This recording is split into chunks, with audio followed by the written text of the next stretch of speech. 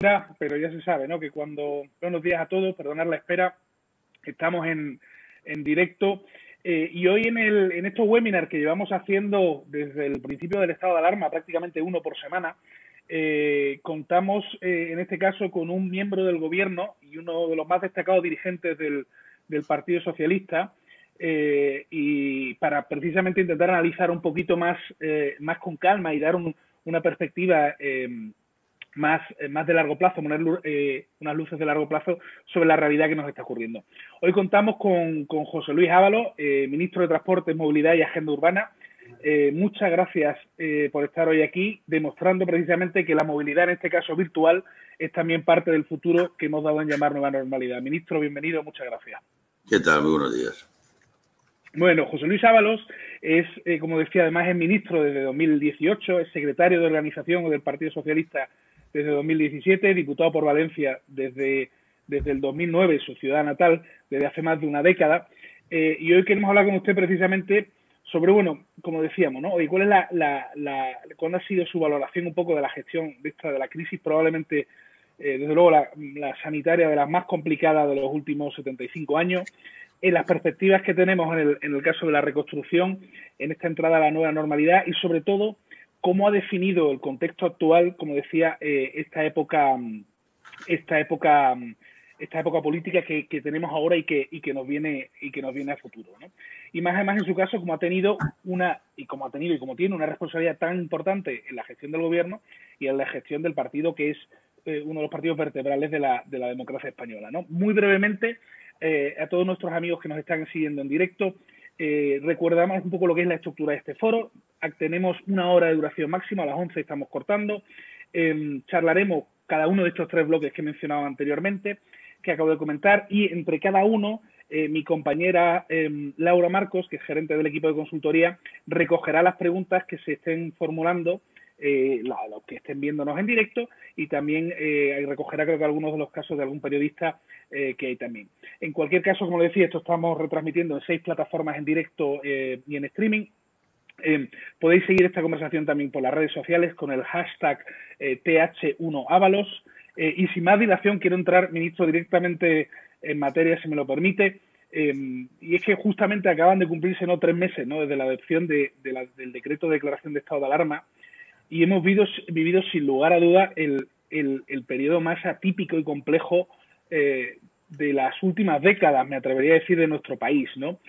¿Qué reflexión, o sea, viendo un poco ahora toro pasado y teniendo las cosas más enjaretadas y enfiladas, qué reflexión nos puede hacer ahora? ¿Qué destacaría de este periodo de gestión que hemos tenido? ¿Y qué oportunidades de mejora también podemos ver y que tenemos que tener aprendizajes para el futuro? Ministro, adelante, por favor. Bueno, yo creo que, como toda experiencia de una dimensión como la que hemos vivido, merece sin duda algo más de reposo para extraer conclusiones e incluso asentar las propias emociones vividas, ¿no? Bueno, admiro mucho a quien lo puede hacer con mayor ligereza. Yo que no ninguna experiencia viva, porque el antecedente que todos ya hemos casi descubierto también con ocasión de esta pandemia fue la del 18, y no creo que nadie nos pueda trasladar aquella experiencia que en cualquier caso no sería trasladable a las circunstancias actuales. Pensemos, por ejemplo, en la movilidad de hace 100 años que tiene que ver con la de ahora, ¿no? Por lo tanto, yo creo que evidentemente hay que sacar lecciones, porque ha sido una experiencia muy dura, muy difícil, que ha puesto en cuestión muchas cosas y exige reflexiones. Y sin duda porque además es muy probable que nos enfrentemos a un marco, dada la globalización, en que esto pueda volver a ocurrir. Por lo tanto, yo creo que hay que sacar muchas conclusiones, incluso de índole personal, incluso de índole, hasta diría, moral, ¿no? Pero vamos a tener tiempo, espero que tengamos tiempo de ello y tengamos la suficiente madurez también para poder extraer esas reflexiones. Desde el punto de vista de la gestión, obviamente nos ha enseñado mucho. Hay que pensar que no tenía la administración esta experiencia, y además en un marco muy concreto como es el de la organización territorial del Estado, que es claramente descentralizado, con un reparto de competencias que yo puedo decir con claridad que hasta que no se llegó a estas circunstancias no tenía plena conciencia de la limitación competencial del Gobierno de la Nación, por ejemplo, en materia de sanidad, donde por eso mismo, dadas las limitaciones competenciales que tenía el Gobierno de la Nación, se tuvo que plantear el tema de la autoridad única, ¿no? Porque exigía al menos, ya que no podías intervenir en la gestión sanitaria directamente, al menos poder recurrir a la coordinación, a la coordinación y a la colaboración entre las distintas administraciones competentes y prestatarias del sistema de salud. En el caso del Ministerio de Transportes supuso todo un cambio en la misión del propio ministerio. Este era un ministerio comprometido con ampliar la movilidad. Y de pronto... nos la cortan radicalmente. Claro, de pronto tenemos que cambiar toda esa concepción y restringirla al máximo. Este es un ministerio inversor, promotor de obra pública. Y de pronto tenemos que hacer lo contrario. ¿Y cómo afronta una situación así? Que de repente justo... Bueno, pues con un estrés tremendo, porque además estamos hablando también de la administración, que obviamente tiene procedimientos y ritmos ya conocidos. Y en este momento supuso estresarla al máximo.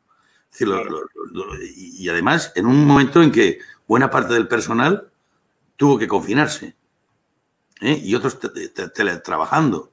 Y en el ministerio se quedó unos cuantos directivos y lo justo, un equipo reducido, que se vio obligado a trabajar de madrugadas. Y además todos los días. Yo recuerdo en el comité técnico el comentario, especialmente creo que lo planteaban los representantes de las fuerzas de seguridad, que decían todos los días son lunes. Porque todos los días eran lunes. Nosotros, nuestra jornada empezaba en el comité técnico de seguimiento Moncloa. Todos los días a la primera hora, todos los días a esa hora y todos los días, lunes, martes, miércoles, jueves, viernes, sábado, domingo, lunes, martes, miércoles. Misma rutina. Sí, y además con la presión también emocional que supone ver cómo algo estalla de pronto.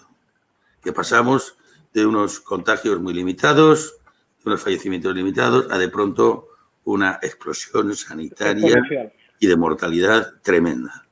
Y la impotencia que crea ver esas cifras que nos llegaban todos los días, tan abultadas de fallecimientos, con todo lo que significa, más allá de la muerte, incluso las circunstancias en que se producen estos fallecimientos. Las circunstancias ambientales, las circunstancias afectivas, emotivas, y todo eso uno lo vive desde la responsabilidad de quien le corresponde ejercer el gobierno. ¿Y cómo, perdone, ministro, que lo interrumpa? Entonces, cuando usted ve precisamente toda esa situación y llegan a la conclusión, porque yo personalmente creo que la descentralización es uno de los mayores logros que tenemos también en España, ¿no? Es la España autonómica que nos permite una cercanía al ciudadano, pero un escenario como este nos lo pone complicado, ¿no? Precisamente esa coordinación. Es decir, ahí que... Bueno, lo que pone en evidencia son mecanismos que de todas formas tampoco los acabamos de descubrir, pero que ahora se han puesto de manifiesto que son importantes. Y es que es verdad que tenemos que ir hacia un sistema más federal, es decir, perfeccionar nuestro modelo de descentralización, que en la práctica se ha federalizado, pero jurídicamente no lo es. Y entonces tenemos que establecer mecanismos de coordinación y de cooperación y de lealtad y situarlos claramente. Esto es algo que venimos ya pidiendo hace tiempo, que en principio parecía una mera reivindicación teórica, pero yo creo que es otra de las consecuencias en la gestión de esta gestión tan importante, donde se ha visto que es fundamental. Pero que luego nos ha ocurrido, ministro, no solo en España, sino también hacia arriba, es decir, a nivel de la OMS, a nivel de Europa, a nivel de decir, ha habido al final, en un momento en el que desgraciadamente estábamos sufriendo movimientos nacionalistas, ¿no? De cerrarnos a nosotros mismos, debíamos abrirnos a una colaboración aún mayor. Y ahí me imagino que también ha visto usted grandes retos y grandes oportunidades de poder mejorar. Sí, pero en definitiva son tendencias que ya estaban anunciadas. Pero digamos que en el terreno de lo político vamos siempre un poco por detrás, ¿no? Digamos, de las anticipaciones más teóricas o conceptuales. Por ejemplo, todos sabemos desde hace muchos años que hay dos tendencias de un lado la descentralización y de otro lado el ámbito supranacional. Esto lo sabemos, no descubrimos nada. Simplemente que es ahora cuando verificamos la importancia de ello. Tenemos que descentralizar en la aplicación del principio de subsidiariedad, procurando que las decisiones se acercan más allá donde hay que tomarlas, pero al mismo tiempo los elementos supranacionales tienen que tener mayor dimensión. Por ejemplo, también hemos visto que la Organización Mundial de la Salud necesita ser fortalecida, pese a que otros piensan todo lo contrario, porque es verdad que hay pulsiones disgregadoras de carácter, como decía, nacionalista, pero nacionalista de cualquier índole. No estoy ahora hablando de un tipo de nacionalismo, porque hay muchos, todos también los que están contra la globalización, la defensa de fronteras, todo esto. Pero es evidente que aquí ha quedado también claro que hay que fortalecer y no debilitar organismos internacionales. Y la propia Comisión, ¿no? La propia Unión Europea también se ha visto que tiene que tener más fortaleza, más capacidad de respuesta, más inmediatez. En definitiva, estas son experiencias, pero hay otra también que tiene que ver con otro de los debates que siempre que están planteados de modo abierto, que es el tema de lo público, ¿no? Yo creo que la crisis ha dejado muy claro el valor de lo público. Ha quedado muy claro que la sociedad, cuando se encuentra desamparada y tiene que exigir protección, al final a quien se la va a pedir es al Estado. Por lo tanto, a lo que es el Estado en conjunto, es decir, el conjunto de instituciones que conforman la idea de Estado y las diferentes administraciones que forman parte del Estado, frente a concepciones que minimizan en la dimensión de la administración, del Estado, la capacidad para intervenir, todo esto que hemos venido escuchando es claramente contradictorio cuando se plantea algo tan básico como es el derecho a la vida, el derecho a la salud y el derecho al bienestar. Y entonces, yo creo que también la crisis ha puesto claro esto. ¿Quién hoy puede cuestionar el sentido de fortalecer la sanidad? ¿Quién puede cuestionar hoy fortalecer la educación? ¿Quién puede cuestionar hoy, como al final pasó con el ingreso mínimo vital, claramente cuestionado, como una paguita, como una cuestión clientelar? Al final, ni siquiera se atrevieron algunos a ser consecuentes con esos pronunciamientos, porque la situación lo exigía. Bueno, la crisis también ha permitido acelerar algún hito como este, que es una conquista. Pero evidentemente en la gestión no ha habido solamente un frente sanitario. En el caso nuestro, modestamente, también hemos incurrido en el ámbito sanitario, aunque fuera desde el punto de vista del control y la prevención. Es decir, el virus anida en cada una de las personas y, por lo tanto, su propio movimiento es la difusión del virus. Era, por lo tanto, necesario, cuando contamos con expertos internacionales, nos dijeron la movilidad es fundamental para evitar el contagio. Y, por lo tanto, aplicamos estas medidas tan duras de movilidad que incluso aprovechando la Semana Santa, que eran unos días festivos, que nos podían permitir aún más incrementar la presión sobre la restricción de la movilidad, lo hicimos con mucha incomprensión por parte de algunos que incluso les parecía que era un gran parón, aunque fuera de modo ordinario, hubiera sido Semana Santa posible. En cualquier caso, sí. Hubieran estado de vacaciones y no se hubieran quejado, pero bastaba que planteáramos esta cuestión que fue fundamental para impedir la propagación del virus. Por lo tanto, en ese sentido, el Ministerio, desde el punto de vista de controlar la movilidad, restringir la movilidad, tuvo una aportación preventiva en materia de salud.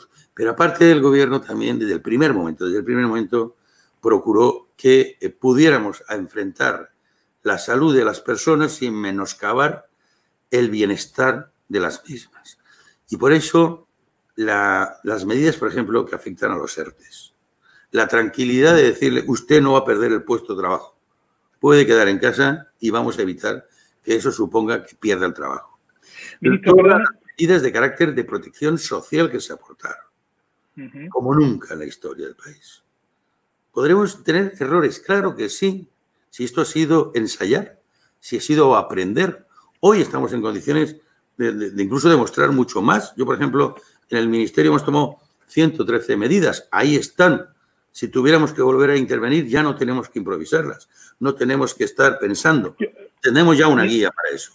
Y luego las medidas de carácter económico. Jamás el Estado se ha puesto 200.000 millones para evitar económicos de un parón de actividad como este.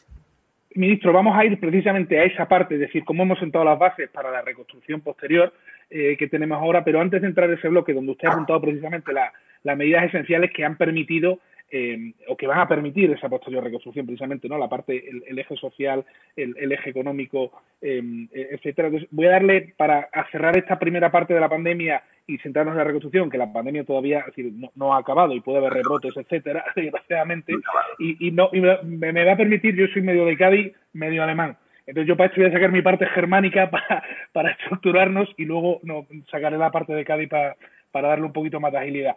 Es un gran conflicto, entonces. No, mi mujer me llama oxímoron complejo. Es decir, pero sí, le confieso que lo tengo. Voy a dar paso un segundito a Laura. Laura, por favor, no nos extendamos con las preguntas, que quiero abrir la parte de la perspectiva de reconstrucción, que es con lo que ha dicho el ministro. Muchas gracias, ministro. Le paso con Laura.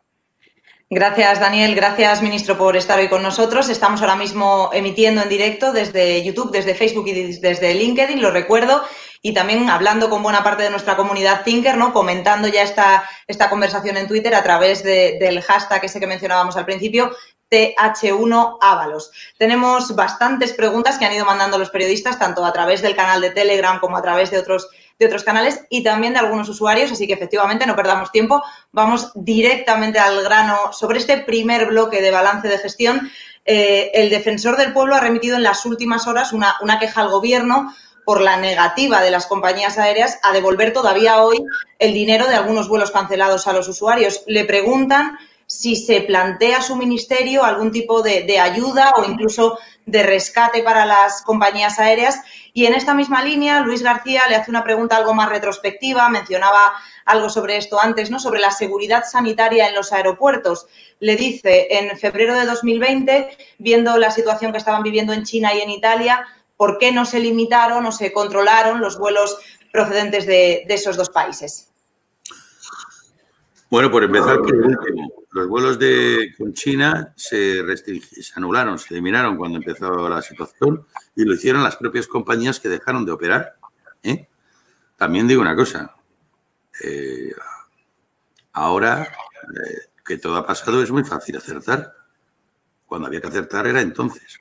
Y nosotros tuvimos que hablar con las compañías para que realmente dejaran de operar. Y lo hicimos también antes del estado de alarma con Italia, que prohibimos los vuelos. Por cierto, recibimos muchas críticas por haberlo hecho de un modo muy inmediato, que no dio tiempo a que la gente se programara, que no dio tiempo a que la gente volviera. Si es que al final, cuando lo haces, tienes críticas y cuando lo haces también. Pero lo hicimos. El caso es que lo hicimos. De la misma forma que los cruceros, que impedimos también el atraque. Y esto son medidas previas al estado de alarma. Por lo tanto, sí que hubo alguna anticipación. Y lo hubo en cuanto hubo datos que ya alarmaban. Hay que pensar y recordar cómo empezó esto con un contagiado en La Gomera, que creo que era alemán, ¿no? Y luego todos los demás casos tenían que ver con Italia. Todos tenían una trazabilidad vinculada a Italia. Y por eso aislamos, incluso con una medida unilateral, un poco incompatible con lo que son los compromisos europeos. No se había dado ese precedente de que dos socios europeos, en este caso España, cerrara sus vuelos con Italia, de modo unilateral. Eso no se había producido, pero lo hicimos porque todo nos indicaba que todos los fenómenos de contagio tenían una vinculación con Italia. Por lo tanto, esas medidas ya las adoptamos en su momento. Dos, el tema de las reclamaciones para la devolución de viajes pagados previamente. El tema está muy claro y es cumplir con la legalidad. Y en este caso hay un reglamento comunitario que exige o bien la devolución de esos importes o bien mejorar el servicio que en su día se compró. Bien planteando una fecha lo más inmediata posible a lo que se compró o bien mejorando las condiciones de lo que se compró. Pero eso lo tiene que decidir el consumidor. Y si el consumidor finalmente dice, mire, yo no quiero alternativa y yo quiero que se me devuelva el dinero, se le tiene que devolver, porque así lo establece la norma.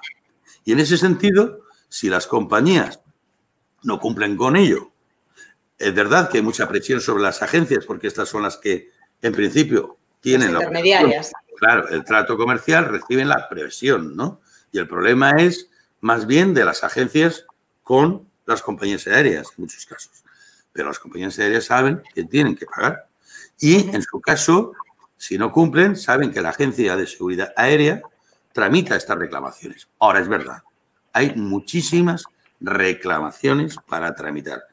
Miles y miles de reclamaciones. Este tema también se ha abordado en el seno de la comisión, donde algún gobierno ha planteado incluso alguna modificación del reglamento para no penalizar la liquidez de las compañías aéreas, pero es evidente que se antepone siempre el derecho del consumidor. Por lo tanto, esto tiene una tramitación y tiene una respuesta legal clara. También el Ministerio de Consumo ha alertado a las propias compañías de la obligación de proceder a esto. Y otra cuestión ya distinta, que me ha planteado la misma pregunta, es cómo afrontar el problema de liquidez e incluso de solvencia de las compañías aéreas, en este caso las españolas. Y en este sentido, nosotros ya planteamos en las primeras medidas de créditos, no hicimos, como han hecho otros gobiernos, una línea específica para el sector aéreo, sino que las incorporamos en la línea general. Pero yo creo que las líneas, las compañías aéreas, creo que están entre, no quiero decirla con precisión, pero creo que fueron como 1.500, 1.800 millones de euros los que ya han dispuestos, los que ya tienen en aquella primera línea de crédito de ICO y ya han acudido. Pero es insuficiente. Necesitan más porque el daño al sector ha sido muy grande. Y en este momento el Ministerio de Economía está preparando también otro paquete de ayudas, en este caso de carácter estratégico, donde las compañías aéreas con las que ya hemos hablado para evaluar sus necesidades de liquidez que tienen que ver, como digo, ya con la solvencia de las compañías, estamos perfectamente evaluando sus necesidades para dar una respuesta a ellas en los próximos días.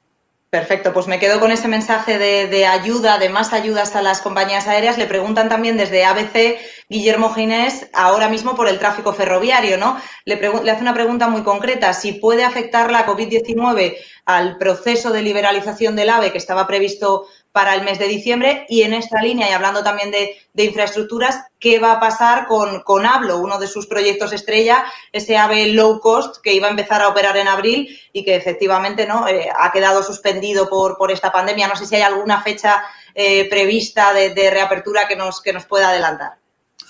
Bueno, en cuanto a lo de la liberalización, no tengo tan claro que sea estrictamente a causa del COVID-19, pero sí que es verdad que el operador, en este caso, uno de los que salió beneficiado, digamos, tiene participación francesa y estos han advertido que hasta la primavera del 2021 no están en condiciones de operar, pero es una cuestión de operación de ellos. La otra gran, digamos, adjudicataria, que era ILSA, también con participación italiana, no tenemos todavía comunicación de las posibilidades de operar, pero es evidente que se retrasan, pero por problemas de las propias operadoras, en este caso privadas, ¿no? Y en cuanto al AVLO, pues es que vamos a ver, la posibilidad de hacer un tren de alta velocidad low cost radica, lógicamente, pues como ocurre en la navegación aérea, en optimizar los espacios, en liberar espacios, porque en definitiva implica una masificación en el transporte y hoy no parece lo más recomendable en esta coyuntura. Por lo tanto, vamos a ver si incluso hay reclamaciones de si no se mantiene seguridad y tal. Imagínense que hacemos una oferta que contraviene todo eso. Por lo tanto, no tiene fecha, porque tampoco tenemos fecha sobre el fin de esta situación sanitaria. Pero es evidente que está vinculada y condicionada a que tengamos ya la seguridad y la certeza de que el virus lo podemos combatir con claridad. Pues bien porque se extinga, bien porque derive, en fin, o bien porque definitivamente tengamos una vacuna que pueda inmunizar a la población. Pero de momento este proyecto, por su propia naturaleza y condiciones, está claramente condicionado por la situación sanitaria. Bueno, pues anticipamos la seguridad sanitaria en cualquier caso. Daniel, si quieres, vamos con el segundo bloque. Yo sigo recogiendo preguntas y las hacemos un poco más adelante. Muchas gracias, Laura.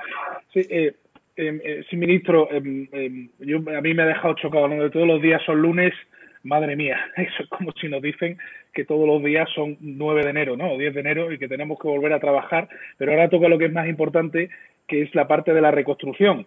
Y ha hablado usted eso de precisamente que la emergencia sanitaria, a mí una persona le confieso que me ha encantado y que he seguido mucho durante esta crisis es el virólogo alemán Christian Drosten de la Charité de Berlín, que ha ayudado al gobierno, como bien sabe, al gobierno de Angela Merkel en todo lo que es el asesoramiento, y en el podcast que sacaba ayer, él era bastante escéptico de la situación ahora en Alemania con los rebrotes que ha habido precisamente en empresas cárnicas, y él está bastante desconfiado de que la gente se está relajando demasiado, y eso es en Alemania.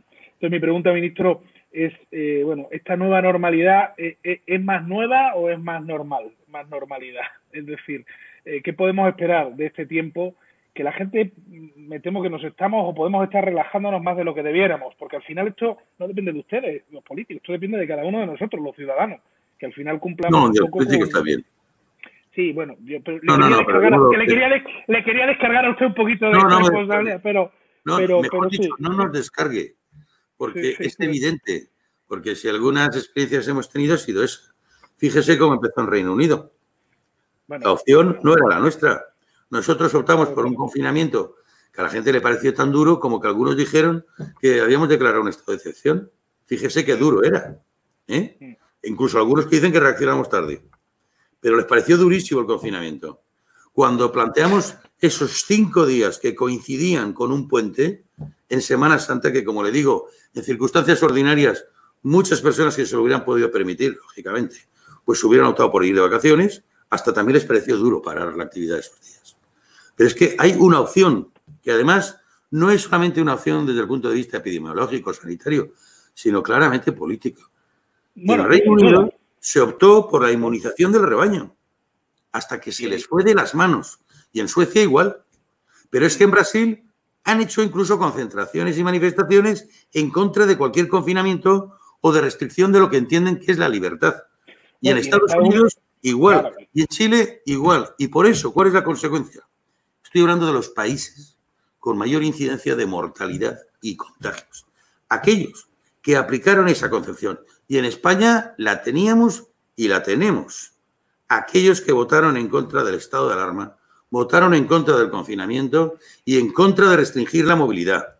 Y eso todos sabemos ahora que es lo que ha permitido salvar vidas y salvar que explotara el sistema sanitario, que estuvo a punto de reventar en algunos espacios.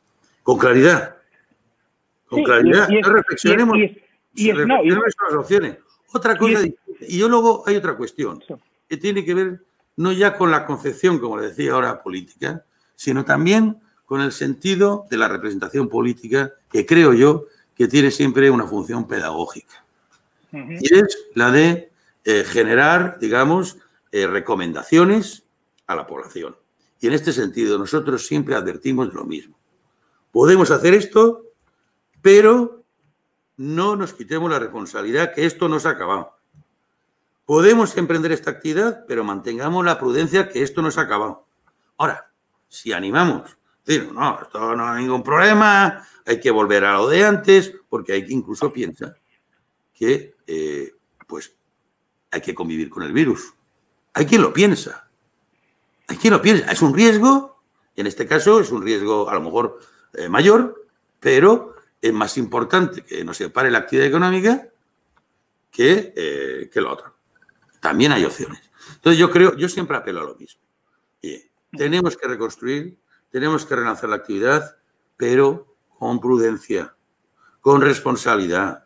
Podemos recuperar hábitos de sociabilidad que tanto deseábamos, pero con la prudencia de vida. Sabemos cada vez que hay una celebración, un festejo, sabemos que hay un riesgo evidente de contagio. Por lo tanto, ¿qué es la nueva normalidad? Pues no es sino el objetivo de volver a la normalidad, pero incorporando elementos de prevención que antes pues no teníamos.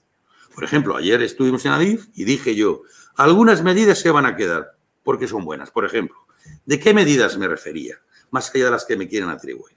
Me refería concretamente al control de aforos. Ahora tenemos un sistema de aforos en la estación, en los andenes, de cuántas personas pasan, incluso de dónde se ubican, de dónde se acumulan. Ese sistema es bueno incluso fuera de la pandemia. Y por lo tanto va a haber sistemas de prevención, de medidas sanitarias, que se van a quedar, porque han sido un paso importante, ¿no? Algunos creen que es mucha intromisión, pero en fin, por ejemplo, curiosamente ayer que estuve viendo los controles de temperatura en Adif, es curioso cómo las imágenes de las personas salen distorsionadas, están anonimizadas todas, para que no puedan ser reconocidas y puedan ser protegidos también sus derechos, ¿no? Yo, ministro, perdone un segundito. Yo quiero, porque además se me van abriendo muchos frentes y el tiempo se nos va cortando. Bueno, pero me he dicho que me he dado 2 horas, ¿eh? No, sí. No, pero tiene razón. No, para nada. Pero yo también porque le doy pie, porque tenía razón en el tema de Estados Unidos, ¿no? Que ahí, por ejemplo, ahí fueron las medidas que dependían más de los gobernadores que no a nivel federal. Muchos tomaron medidas, restringieron, pero abrieron demasiado pronto y ahora hay los grandes rebrotes. Pero no quiero entrar por ahí. Quiero entrar por una parte y me va a permitir, yo como empresario, y aquí en Thinking Heads, al final somos muchas pequeñas y medianas empresas en España. Claro, al final, creo que fue ayer mismo, ¿no? Cuando salían las perspectivas del fondo, que cada vez recibimos peores perspectivas económicas, ¿no? Y en esta circunstancia es difícil generar confianza cuando el contexto, el gobierno, lo dijo usted antes, ha lanzado la mayor inyección de liquidez para que nos sirva de puente a los empresarios, a los autónomos y los pymes para poder afrontar precisamente esto. Pero, ¿qué podemos esperar realmente al futuro? ¿Cómo ve usted cuál es el impacto real de la crisis y las verdaderas posibilidades de recuperación? Y ahora le pido que lo hagamos pensando en eso, en las pymes, los que tenemos, en este caso, 30, 40 empleados, 20, 10, o el autónomo con 2 o 3. Le pido cómo nos podemos, denos un poquito de esperanza en ese sentido, cómo lo ve usted desde el gobierno y qué medidas estamos tomando en ese sentido.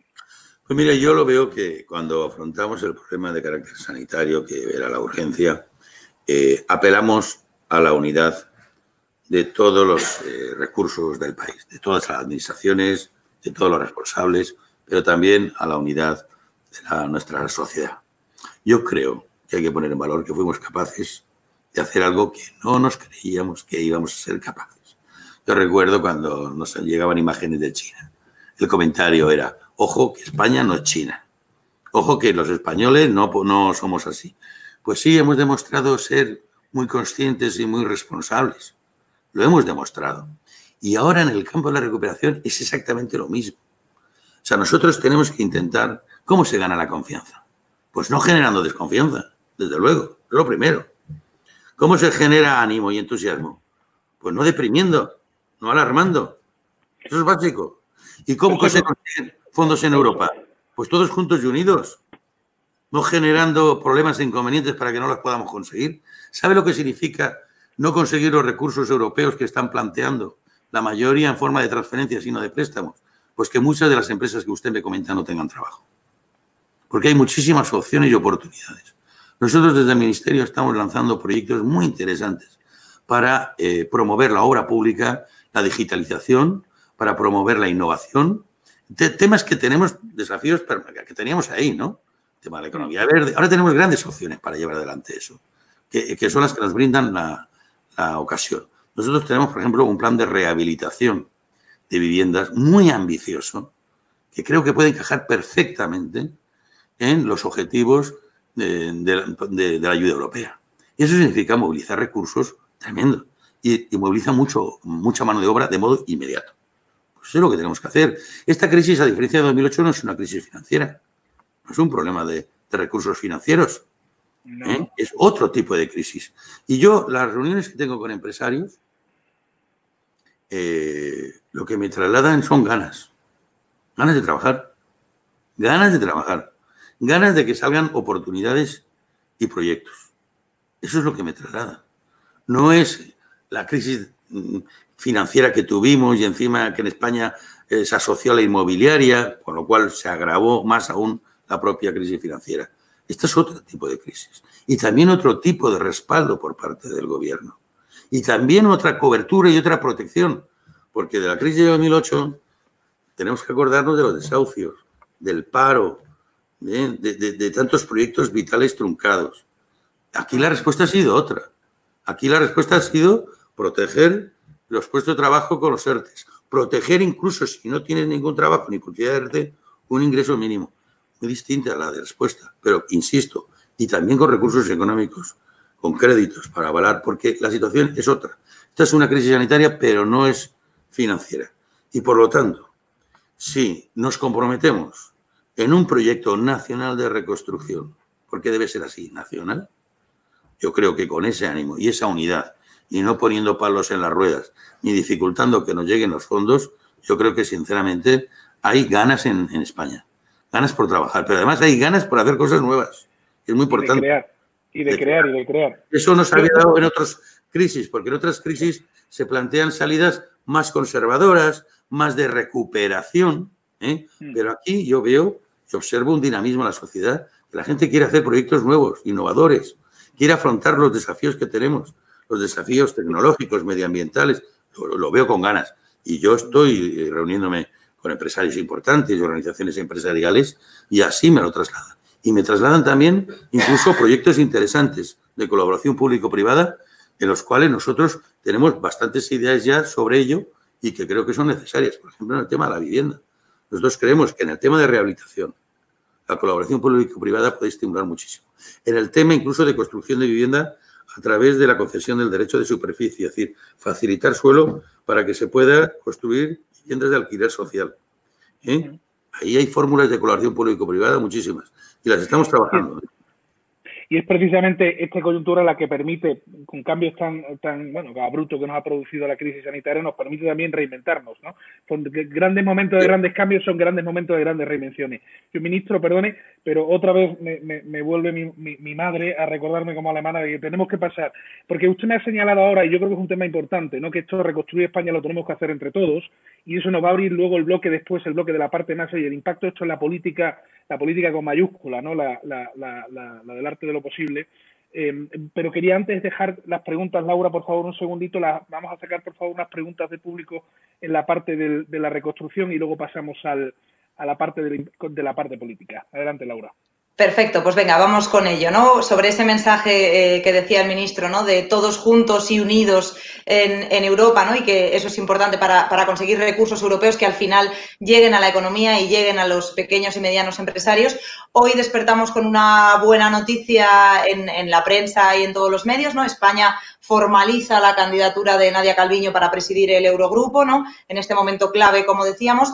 Parece que tanto el Partido Popular como Ciudadanos van a apoyar esta candidatura. Le preguntan por qué es tan fundamental en este momento que tengamos una representación sólida en las instituciones europeas, qué cabe esperar en este sentido y si cree que encontrarán la colaboración de la oposición en este proceso, en esta carrera de Nadia Calviño por llegar a presidir el Eurogrupo.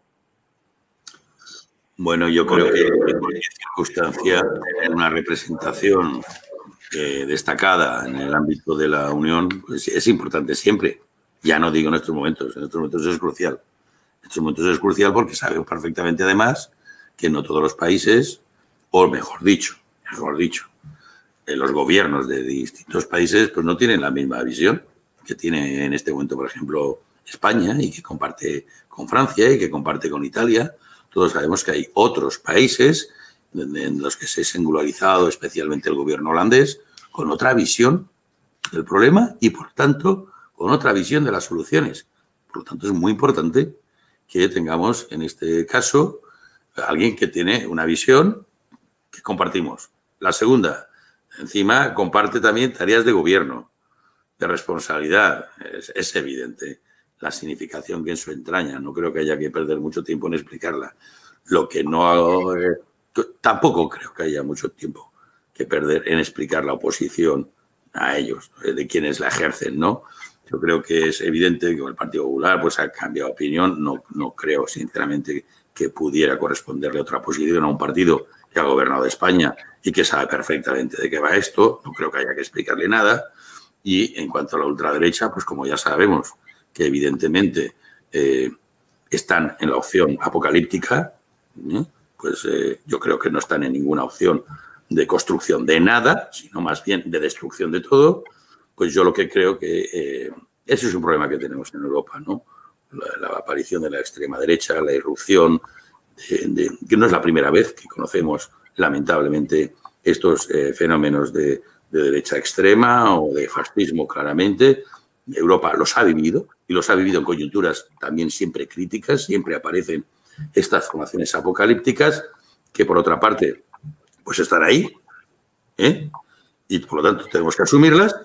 El problema no es ese, que no podamos, digamos, eliminarlas del panorama político. Es una expresión además con respaldo democrático. El problema es cuando otras formaciones que sí que tienen otra responsabilidad, otra experiencia y otra visión, pues se alían, se asocian o secundan esas posiciones. Quien más claramente ha establecido esta política de diferenciación y que le ha supuesto un valor añadido, pues es a la canciller Merkel en Alemania, ¿no? Donde claramente desde una posición de derecha, pero ha planteado siempre el aislamiento de estas expresiones. Esa es la única diferencia que tenemos. Se da la paradoja, además, de que esos países que menciona, ¿no? Alemania, Holanda, muy claramente, son algunos de los que más visitan España a nivel turístico. España es líder mundial y los datos lo reflejan, ¿no? Solo 1 de cada 4 españoles ha reservado de momento sus vacaciones, aunque es verdad que hay otros países, sobre todo Alemania, ¿no?, que están pidiendo esta misma semana que se visite nuestro país. Superada la urgencia sanitaria, superado el estado de alarma y abiertas ya las fronteras, España es un país seguro, España está preparado para recibir turistas y, en este sentido, ¿cómo va esa negociación para prolongar los ERTEs? Es la siguiente pregunta que le hacen. Bueno, la primera es que tiene que ser un país seguro y así no nos confiaremos, sabiendo que tiene que ser seguro, más que ser seguro, no lo demos por hecho. La seguridad hay que trabajarla todos los días, como decía antes, apelando a la responsabilidad, a la prudencia, a tomar medidas, pero es evidente que España sigue siendo un destino turístico sin igual, en todos los sentidos, de atractivo, pero también por su capacidad de servicios públicos, de infraestructuras, de seguridad personal. Pues, por lo tanto, a mí cuando me dicen que hay destinos turísticos que pueden competir con España, digo, pues sí, pero hasta un límite, porque lo que puede ofrecer España no lo puede ofrecer cualquier otro país. A partir de ahí, y sabiendo la importancia del turismo en España, pues tenemos que intentar que efectivamente se venga con confianza. Yo creo que la confianza, y lo estamos viendo, se establece con las medidas de prevención que podamos establecer. Y en ese sentido tenemos que trabajar. Ahora, seamos también coherentes, porque aquí algunos han pasado de que no haya estado de alarma a que cerremos Barajas. O una cosa o la otra. No se puede decir que paramos la actividad económica y cerrar el principal hub que hay. Que ya lo y a pedir también que se construya un hospital de campaña en el propio aeropuerto. ¿Perdón? Y a pedir también que se construya un hospital de campaña en el propio aeropuerto, sí. Para hacerlo más atractivo seguramente. Pero me parece tremendo porque además se da una visión muy deformada de la realidad. Porque cuando uno oye que no hay medidas en Barajas, está pensando que aquello es un coladero. Pero si uno toma la molestia de irse a Barajas y ve el tablero de llegadas y salidas, a lo mejor lo que coges es una depresión. Porque no están llegando vuelos. Porque Barajas no es lo que era. Y por lo tanto no se puede alarmar de esa forma. Cuando se da la impresión de que aquí están llegando vuelos de todas partes del mundo. Y no es verdad. Porque no están las fronteras abiertas con la mayoría de los países del mundo. Solamente se han abierto con los países Schengen, a los cuales les hemos introducido una discriminación con respecto a los nacionales. En principio no deberíamos, porque en la naturaleza del espacio Schengen es tratarlos como nacionales. Y no lo estamos haciendo. Les estamos aplicando una diferencia con respecto a los españoles. Y a terceros países ya es otra cuestión. Ahí sí que aplicamos una restricción muy grande. Y es que de entrada no tenemos abiertas ni las fronteras para ellos. Por lo tanto, tenemos los vuelos muy limitados a casos de repatriación, de nacionales, en fin, los requisitos que ya teníamos. Pero yo creo que, evidentemente, si queremos trabajar por el turismo y al mismo tiempo estamos planteando todo tipo de problemas, esto es muy complicado. Esto es muy complicado. Y no podemos pasar, como decía antes, de movilidad total a restringir lo importante. Yo creo que Barajas es un activo muy importante en España. Constituye un hub importantísimo en Europa y de comunicación con otros continentes. Cuidémoslo, no alarmemos. ¿Que hay que mejorar sistemas? Estamos abiertos. Si no tenemos ningún interés en debilitar nada. Lo que sí que le puedo asegurar es que tomamos tantas medidas como el que más, no menos. No menos. ¿Que se pueden revisar? Siempre. ¿Que podemos incluso aceptar colaboraciones? No, no es que podemos, necesitamos. De hecho, incluso el propio protocolo de seguridad en Barajas, ya que me he metido en esto, el seguimiento de los casos los tiene que hacer la comunidad autónoma. No solamente de Madrid, en todas las comunidades autónomas, que son los que tienen el sistema sanitario para seguir la trazabilidad de estas personas. Y claro que necesitamos colaboración y claro que estamos abiertos. Y podemos mejorarlas, sin duda. Y si tenemos más recursos, también. Pero, por ejemplo, yo veo Barajas, no se toma ninguna medida. Que a usted le parezcan pocas, pero de allá ninguna no. Ninguna no, porque uno va a Barajas y las ve. Y hay unas medidas físicas que son, pues en fin, todos las barreras que se han puesto, las señalizaciones, los vídeos, que tienen un coste, que ha asumido AENA, por cierto. Y luego hay otras de medidas que tienen que ya ver con los visitantes, ¿no? Medidas hay. ¿Que podemos poner más? Estamos dispuestos siempre a mejorarlo, pero no a contribuir a la alarma. Yo lo decía ayer, yo no he visto a la alcaldesa de París quejarse sobre el aeropuerto de París. No lo veo. No me habían preguntado por eso, pero al final... Que con ese mensaje nos quedamos. Vamos efectivamente un poco pillados de tiempo. Daniel, si quieres empezamos el tercer bloque, que yo creo que es importante, ¿no? El papel de la política en todo esto, aunque es verdad que se ha ido colando en la conversación, pero yo creo que es importante, ¿no? Alianzas, pactos y si atravesamos un momento de crispación. Y yo creo, ministro, como decía, ¿no? Usted no ha escuchado a la alcaldesa de París quejarse del aeropuerto de París. Claro, a razón de eso, precisamente estamos en un momento donde lo que buscamos es ver cómo alcanzamos esos grandes pactos, ¿no? Cómo podemos alcanzar unos acuerdos básicos sobre los cuales podamos reconstruir, como usted ha dicho antes. ¿Conserva usted la esperanza de que podamos alcanzar esos grandes acuerdos, como gran parte de la ciudadanía queremos, si no la mayoría? ¿Cuáles cree que pueden ser las principales prioridades para construir esos acuerdos de Estado? Bueno, lo primero es muy importante que la sociedad en este caso también se manifieste. Ajá. Yo creo que es importante que la representación política asuma su papel de representación, es decir, que no rompa el vínculo de representación y por lo tanto sea consecuente. Es decir, yo ayer he hablado con los empresarios y les planteaba esto mismo de Barajas. ¿Qué hacemos con Barajas? ¿Limitamos? No. ¿Cómo vais a hacer eso? No lo sé. Pues entonces que no se queje. Es decir, definamos los vínculos de representación. Si realmente estamos representando expectativas, intereses, proyectos, anhelos, eso es lo más fundamental. Que no se produzca una ruptura del vínculo de representación política. A partir de ahí, pues también definir claramente los que estamos por construir o los que no están por construir. Si Vox se va, sabiendo que era crónica de una retirada anticipada, era una cuestión simplemente de escenificación, se sale de la Comisión de Reconstrucción, es evidente que no quiere reconstruir nada. Es evidente. Bueno, pues aquellos que quieran construir, que tomen nota. Que tomen nota. Pero que no se dejen llevar por la deriva de los que no quieren construir, sino más bien destruir.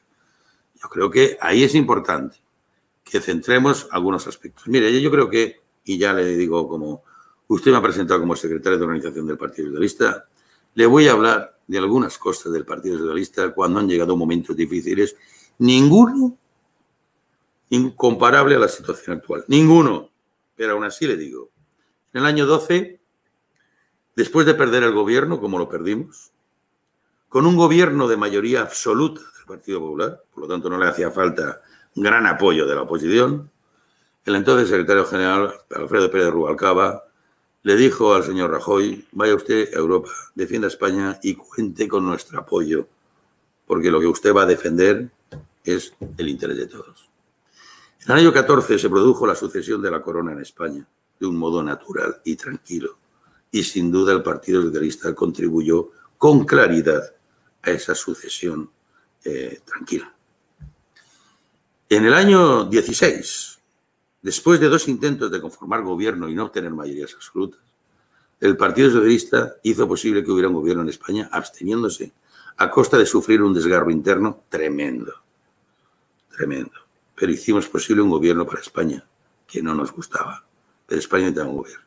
En el 17, cuando hubo un desafío independentista que cuestionaba la unidad territorial de España, el Partido Socialista, desde el momento cero, y digo cero porque todavía incluso no había concluido una reunión entre el presidente y nuestro secretario general, hoy presidente, salimos a defender la integridad territorial de España y salimos por el mundo, en este caso Pedro Sánchez, a hablar bien de la democracia en España.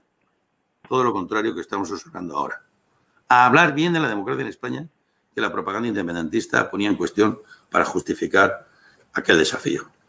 Esa es la actuación de unos y la actuación de otros. Y yo solamente no lo hago como condena ni como reproche. No lo digo, no se me entienda así. Lo hago como una reconsideración. Algunos somos partidos de gobierno. Algunos tenemos responsabilidad de Estado que otros no la tienen o no se la pueden permitir o simplemente no la quieren tener. Pero yo al Partido Popular se la tengo que pedir porque ha gobernado España, porque es un partido importante en sí mismo, importante para España y porque está gobernando partes de España y por lo tanto el conjunto de España se gobierna no solo desde el gobierno de la nación, como sabemos, sino también como las comunidades autónomas. Por eso quiero apelar a eso. No lo hago como reproche, entre otras cosas porque de hacerlo así perdería toda esperanza de convergencia y no la quiero perder. Y yo creo y apelo, por lo tanto, a que se una a la reconstrucción de este país. Es el mejor servicio que se puede hacer. Y no nos encallemos en disputas que a veces producen mucho aburrimiento, como esta que le decía Barajas. Oiga, todos los días hablando de ello. ¿Quieren que lo solucionemos? Reunámonos, iremos y con lealtad y con colaboración resolvamos las cosas. No son tan complicadas cuando hay voluntad de hacerlo. Y este es el momento de todos. Yo creo que ahí al final también es, o sea, podemos ver claramente como en general los partidos, y no señala un poco, ¿no?, cómo se está instalando cierta radicalidad precisamente en diferentes partidos, que es la que impide ir llegando y ir construyendo acuerdos, como decía, tan necesarios. Yo quiero, ministro, con esta parte del bloque, como nos hemos ido alargando, tenemos dos preguntitas, Laura, pero dos de verdad, por favor, muy cortas, porque luego tenemos que hacer el cierre final. Le hacemos las dos últimas partes de esto del bloque, de la parte del impacto en la política y de esa necesidad de acuerdos, y luego reengancho y hacemos el cierre con el ministro. Laura. Venga, perfecto. Pues las recogemos porque tenemos dos, una de los compañeros del Español y otra desde Onda Cero, ¿no? Un poco con esa idea que sí que mencionaba el Rey ayer, ¿no? En el cierre de la cumbre de la COE, ¿no? Que saldremos antes y mejor de la crisis con Unión. En este sentido, le pregunta Alberto Daniel Prieto del Español si el acercamiento mutuo con Ciudadanos es compartido por todo el Gobierno o solo por el ala socialista. Y le pregunta también hasta dónde está dispuesto a ceder el Ejecutivo en su programa de coalición para lograr el apoyo de Ciudadanos para los presupuestos de reconstrucción. Bueno, tengo la convicción de que el Gobierno habla como unos, más allá de que evidentemente son dos partidos distintos, con trayectorias naturalizas muy distintas y que además tienen acordado una cierta autonomía en sus posiciones políticas como grupos parlamentarios. Pero en materia de Gobierno, nadie se lleve engaño. Es un solo gobierno y una sola posición. Y todo el gobierno en su conjunto, todos, los que son Unidas Podemos, los que son del Partido Socialista, pero los que son independientes también, que son bastantes, estamos todos con la misma convicción de que si queremos salir juntos, tenemos que abrir espacios para que todos quepamos. Y no tenemos en este caso ningún sectarismo. Si el tema es salir todos juntos, tenemos que ensanchar los espacios para que podamos caber todos en esa empresa común. No hay ninguna cuestión sectaria ni ningún prejuicio ideológico. Todos sabemos los momentos cuando toca y cuando es posible llevar adelante algunas posiciones y cuando pues hay que contemporizar. O sea que no hay ningún problema. Bienvenido a todos los apoyos que podamos recibir del conjunto de fuerzas políticas y de encontrar soluciones que nos puedan satisfacer a todos. Bueno, en esa línea hablaba de que el Gobierno actúa como un bloque y como unidad. Desde Onda Cero, Ignacio Beltrán Jarillo creo que le sigue preguntando un poco por esas dos áreas del Gobierno. Le pregunta si cree que la agenda económica de Unidas Podemos va a perjudicar el nivel de ayudas que podamos recibir de Europa. Y en esa misma línea yo creo que de ensanchar alianzas que planteaba, ¿no? Y que hemos visto en las últimas horas, por ejemplo, con el acercamiento de posturas políticas en la Comisión de Reconstrucción en el Congreso, le preguntan también si el Gobierno estaría dispuesto a olvidar los acuerdos de soberanismo con Esquerra si el Partido Popular le garantiza que le dejará gobernar a Sánchez lo que queda de legislatura. Estas dos preguntas de Onda Cero y aquí lo dejamos. Bueno, pues decir que no es el Partido Popular el que nos tiene que garantizar. El nuestro es un mandato constitucional. Los gobiernos en España tienen un límite de 4 años y se disuelven las Cortes por decisión del presidente del gobierno. O en su caso, como ocurrió en 2018, por una moción de censura, para lo cual uno tiene que garantizarse la mayoría de la Cámara. Por lo tanto, no dependemos, afortunadamente, del Partido Popular para llevar adelante y desarrollar este mandato constitucional. En lo segundo, la interlocución en Europa es con los gobiernos. Unidas Podemos no está negociando nada y el Partido Socialista tampoco. Lo hace el Gobierno de España. Y lo único que puede afectar a lo que podamos conseguir de Europa es la actitud de otros grupos parlamentarios que están hablando mal de la democracia española, que están hablando mal del Gobierno español y que están tratando de coincidir con posiciones que quieren condicionar o minimizar las ayudas para la reconstrucción. Eso es lo que nos afecta a lo que podamos conseguir en Europa. Lo otro no, porque no participa ni juega. Y en cuanto al soberanismo, nosotros no tenemos ningún acuerdo con los soberanistas. El único compromiso que tenemos es desarrollar un cauce de diálogo para la superación de un conflicto por la vía y con las herramientas y los instrumentos que nos permite el marco constitucional. Pero es una vía de diálogo. No tenemos ningún compromiso con el soberanismo. Ninguno. Más allá, como todo el mundo conoce, de sentarnos a tratar de restablecer la normalidad institucional y poner fin a un conflicto político que tenemos. Ese es nuestro compromiso, dialogar. Pero desde luego no tenemos ningún compromiso más allá con el soberanismo y lo estamos viendo claramente en las votaciones del Congreso. Por cierto, todavía el Gobierno no ha perdido ninguna votación en el Congreso. Lo digo respecto de la debilidad o fortaleza de este Gobierno. Hemos conseguido algo muy difícil, que es conseguir 6 decretos de alarma sucesivamente apoyados con un debate de cada 15 días que más que un decreto de alarma parecía un debate sobre el Estado de la Nación.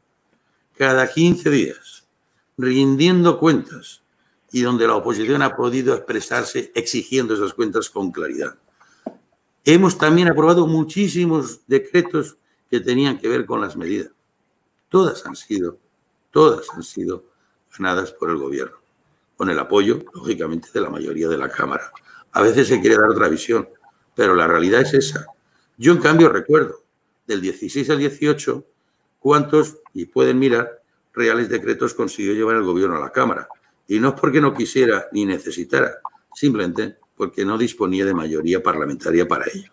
Digo porque hay que también un poco ajustar los hechos y los comentarios a la realidad.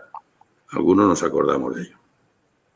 Bueno, pues yo le agradezco al ministro que haya respondido todas las preguntas de los periodistas. Creo que he dejado 2 mensajes muy claros. Diálogo del Gobierno con todas las fuerzas políticas, dispuesto a negociar y a hablar con todos. Y por otra parte, trabajo, ¿no? Ese mensaje que creo que nos ha dejado a todos bastante claros de todos los días son lunes. Bueno, mire, pero esa es la responsabilidad. Yo recuerdo alguna anécdota cuando uno se lamenta decir la que nos ha caído, ¿no? Porque, claro, nosotros nunca esperamos tener que gestionar una pandemia. No era el plan. Pero miren, eso el presidente lo tenía claro. Y siempre me decía, ministro, es que estamos para eso. Estamos para eso. No para lo que nos gusta, sino para lo que estamos obligados. Y con ese compromiso estamos aquí. Tenemos que cerrar. Laura, gracias por las preguntas. Gracias a vosotros. Las preguntas. Gracias.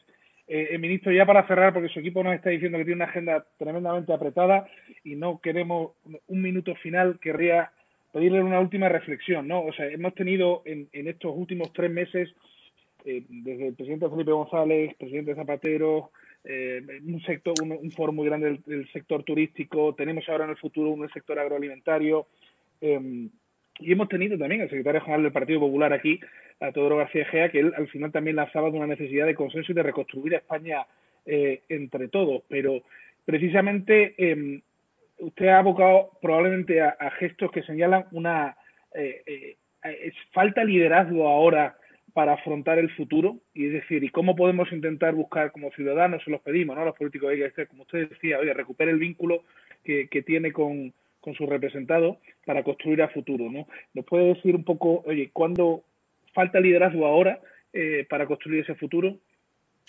Yo creo que si hubiera liderazgos más asumidos, uno no tendría que estar haciendo méritos para acreditarlo.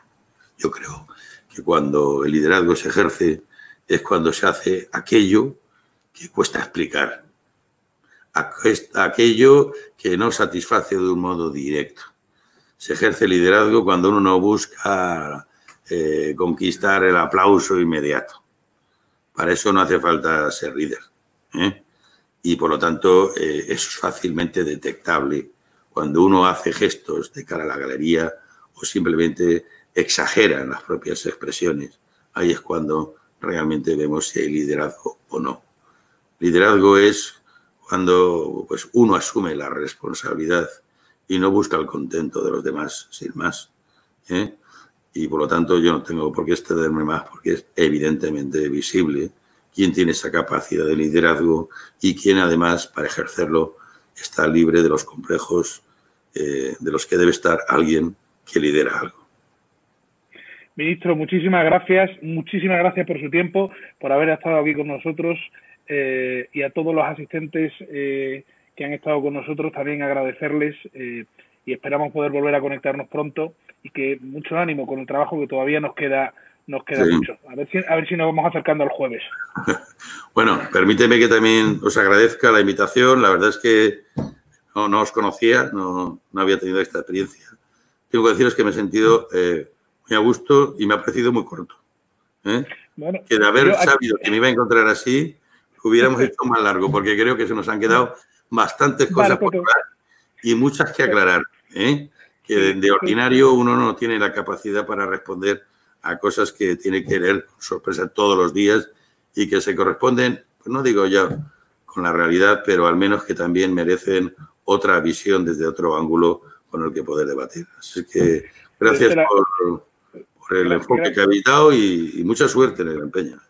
Gracias a usted, ministro. Estamos buscando generar espacios de encuentro que al final en esta sociedad a veces parece que se nos olvidan y bueno, nuestro pequeño granito de arena eso.